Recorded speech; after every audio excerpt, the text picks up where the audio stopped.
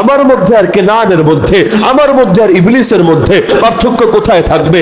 ইবলিস জীবনে ইবাদত কম করে নাই, একদিন দুদিন ইবাদত করে এত বড় মর্যাদা লাভ করে নাই। আল্লাহ আসমানে নিয়ে এলেন, ফেরেশতার মধ্যে ঠাই দিলেন। কত বড় ওলি হলে এই মাকাম আল্লাহ তাকে দিতে পারেন, কিন্তু একদিন একটা ইবাদত নিয়ে নাক ছিটকানোর ভাব দেখালো। আল্লাহ বললেন আদমকে সিজদা দাও। জিবরিলের ইগোতে লাগলো না, মিকাইল ইসরাফিলের ইগোতে লাগলো না, আসমানের কোনো ফেরেশতা আপত্তি করলো না। আর সে একজন জিন হয়ে, আগুনের তৈরি মাখলুক হয়ে আপত্তি করে বসলো, না আল্লাহ আমি এটা পারবো না। কেন পারবি না? এটা আমার বুঝে ধরে না। কেন বুঝে ধরে না? আনা খায়রুম মিন, কোরআনে আল্লাহ উল্লেখ করেছেন তার কথা। আল্লাহ আমি উত্তম, আদম হলো অধম। নাউযুবিল্লাহি মিন যালিক। কোন যুক্তিতে তুই উত্তম, কোন যুক্তিতে নবী অধম? তার যুক্তি হলো খালাকতানি মিন নার ওয়া খালাকতাহু মিন তিন, আমাকে সৃষ্টি করেছো আগুন দিয়ে, তাকে সৃষ্টি করেছো মাটি দিয়ে। আরে সৃষ্টির উপাদান নিয়ে অহংকার বড় নিকৃষ্ট পর্যায়ের অহংকার।